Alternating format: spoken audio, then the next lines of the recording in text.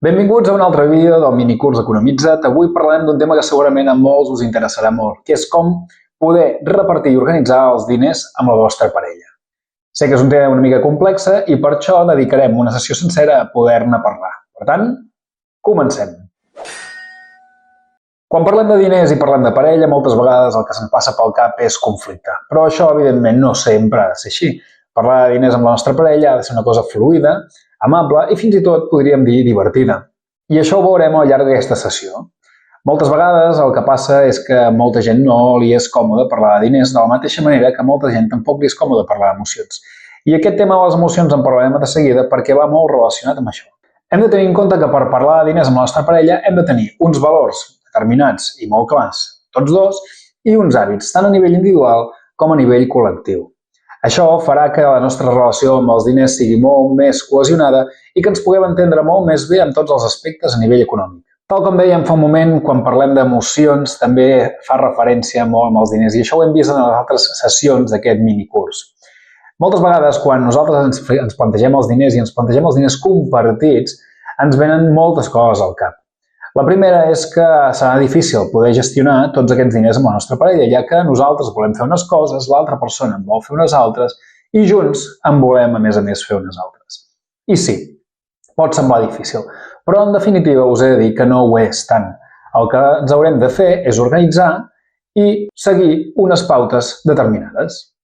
Per altra banda, hem de tenir en compte que si aconseguim totes aquestes fases que anirem fent, ens donarà tant emocionalment com psicològicament molta més pau, seguretat i fins i tot poder adquisitiu, ja que treballar junts sempre és molt millor que treballar de forma individual. De fet, podríem dir que intentar evitar de parlar d'aquest tema, que és dels diners, pot arribar a fer un conflicte molt gran que sigui molt més complicat després d'arreglar-ho. I ara, sense menys preàmbuls, intentarem posar una mica més de claredat a com podem intentar repartir-nos tots aquests diners que seran de forma conjunta tant individual. Primer de tot parlarem de diferents maneres d'organitzar-nos, en les quals segurament alguns de vosaltres us sentireu identificats, ja que segurament ara mateix ho esteu fent d'aquesta manera. Per tant, amb l'ajuda de la pissarra anirem a explicar quines són les diferents maneres de poder-nos organitzar la nostra cartera en parella. En primer lloc tenim els comptes compartits. En el compte compartit, en el que nosaltres ens farem referència, és que tenim un compte conjunt en el qual tots dos aboquem el nostre sou a dins. Per tant, tots els nostres guanys, de la mateixa manera que totes les nostres despeses, van a parar en un sol compte. Això, en un principi, pot semblar que és molt més còmode, ja que tothom aboca allà tots els seus diners i, per tant, no hem de tenir en compte ni pensar en quines coses ens cobraran, ens deixaran de cobrar perquè hi ha tots els diners posats. Però aquesta no és la solució perfecta, ja que en aquest cas poden passar moltes coses diferents. La primera és que ens podem sentir una mica lligats amb l'altra persona.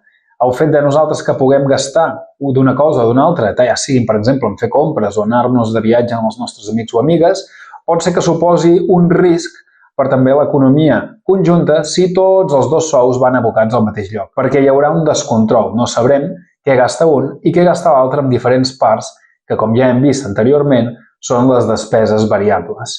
En aquest cas, les despeses variables mai haurien de formar part d'aquest sou ni de conjunt que tenim, ja que cada un hauria de tenir la seva pròpia cartera per poder gastar amb els seus capritxos. En segon lloc, podem trobar que, per exemple, el que us pot passar és que teniu dos comptes. Un té un compte seu i l'altre té el compte seu. I simplement el que fem és repartir. En això el que ens referim és que, per exemple, teniu repartit les diferents despeses que pagarà un i que pagarà l'altre. Per posar un exemple molt senzill, imagineu-vos que, per exemple, el lloguer del vostre casa la paga una part de la parella i, en canvi, el seguro del cotxe el paga l'altra banda. Des d'aquest punt de vista pot semblar còmode perquè cadascú es fa responsable d'unes parts de les despeses, però altra vegada veurem que tindrem alguns conflictes a l'hora de poder-ho gestionar. El fet que cadascú es faci responsable d'unes certes despeses pot portar a alguns conflictes, com hem dit anteriorment. I els conflictes poden ser els següents. En primer lloc, pot ser que una de les persones tingui el sou molt més baix que l'altra i que la part que li toqui proporcionalment a pagar sigui molt més elevada. Què passa? Que normalment, quan ho fem així, mai acaba sent equitatiu del tot, perquè hi haurà una part d'unes compres que seran superiors a les altres. Per tant, en aquest punt, quan algú de les dos se n'adoni d'aquest fet i vulgui posar una mica d'ordre, ens n'adonarem que fa molt de temps o que un paga molt més del que hauria o que l'altre ha deixat de pagar moltes coses que hauria d'haver fet. Per tant, com podem veure, aquestes dues opcions, que segurament moltes de les persones que l'esteu mirant l'esteu elaborant i segurament conflictes d'aquests els heu tingut en algun moment o altre, anem a intentar posar una mica més de llum en aquest problema utilitzant un dels recursos que des del meu punt de vista és el millor i el més equitatiu. I segurament esteu pensant justament en aquesta resposta que us vaig dir ara mateix. La millor manera per poder-ho fer és que jo tingui el meu propi compte, la meva parella tingui el seu i en tinguem un que sigui de forma conjunta. La qüestió d'aquest problema és que moltes vegades, encara que es falli d'aquesta manera, es fa d'una forma que no és equitativa ni justa. I aquí també podem arribar a tenir alguns problemes. Així que, perquè aquesta tècnica funcioni, cal tenir unes coses molt clares abans de començar. En primer lloc, tal com vam veure amb la sessió 1, que vam fer la nostra llista de despeses fixes i variables, cal que fem exactament el mateix. Un cop ens assentem amb la nostra parella, haurem de definir i diferenciar quines són les nostres personals despeses fixes i les conjuntes despeses fixes. I això ens anirà molt bé perquè tindrem dues llistes, les nostres i les comunes. Aquestes comunes haurem de buscar el total d'euros que ens gastem. I d'aquesta manera serà on ens agafarem per poder fer aquests percentatges justos. Perquè ho entenguem bé, vaig ficar un exemple amb l'ajuda de la pissarra. Imagineu-vos, doncs, que la persona A guanya 1.200 euros al mes i que, per altra banda, la persona B guanya 2.400 euros al mes. Imagineu-vos que després d'haver fet aquestes llistes comunes, entre lloguer, menjar, llum, internet, transport, entre altres coses, ens surt que de despeses conjuntes tenim 1.800 euros al mes. El mètode 1, que seria el que molta gent segurament esteu fent, és que cadascú paga el 50%. Per tant, cadascú aportarà 900 euros en aquesta compte conjunta que tenim. Què passa aquí? Que d'aquesta manera, fixeu-vos que la persona que cobra 1.200 euros, el seu remanent que li queda després de fer aquesta aportació conjunta és molt més escassa que l'altra banda.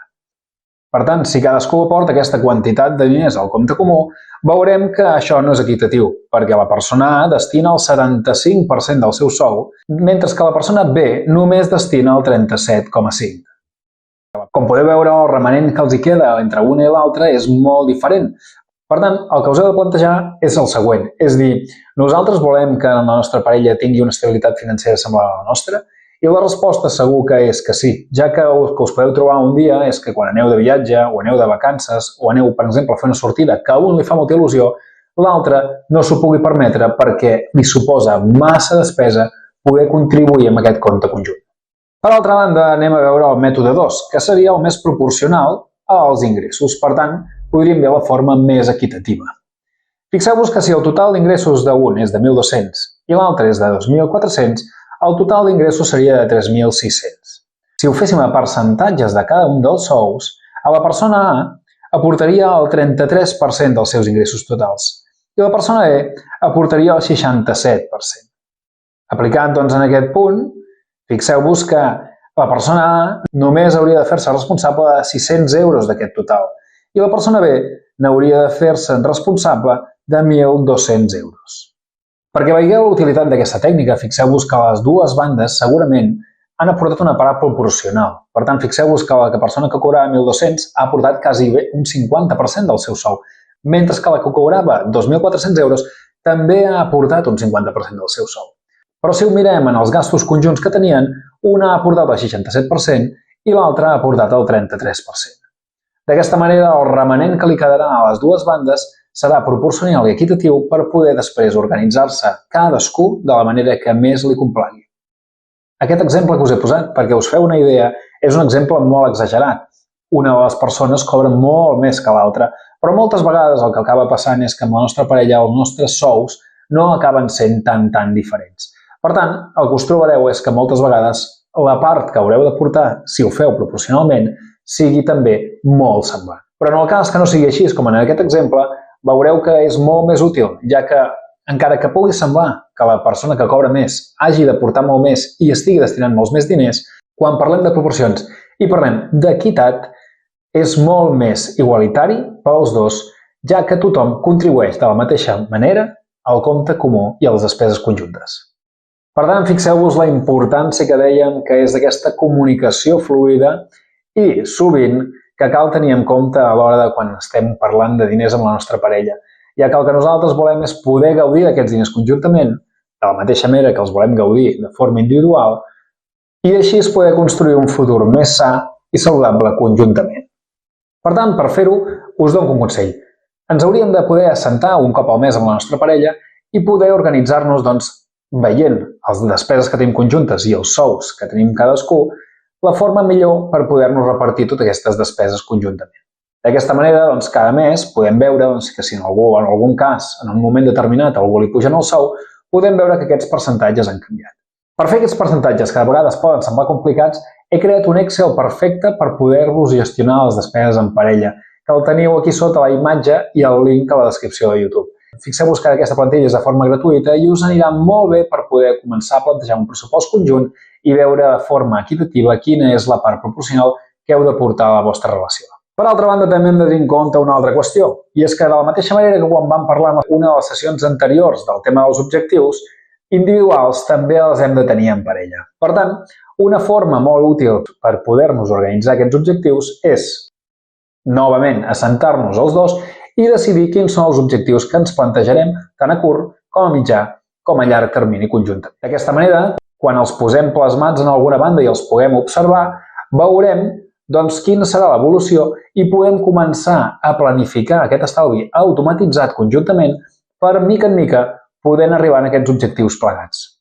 Així que com a cloenda cal tenir en compte que la part més útil és tenir un compte propi i un compte conjunt a la qual hi aportarem equitativament perquè les dues bandes siguin igual de justes. Per altra banda, aquesta revisió que comentàvem mensual serà importantíssima per poder acabar de planificar aquests objectius i acabar de tancar aquest pressupost familiar que necessitem per poder-nos donar molta més confiança, llibertat i seguretat amb la parella. Si voleu saber-ne més, ens veiem a l'última sessió d'aquest microcurs.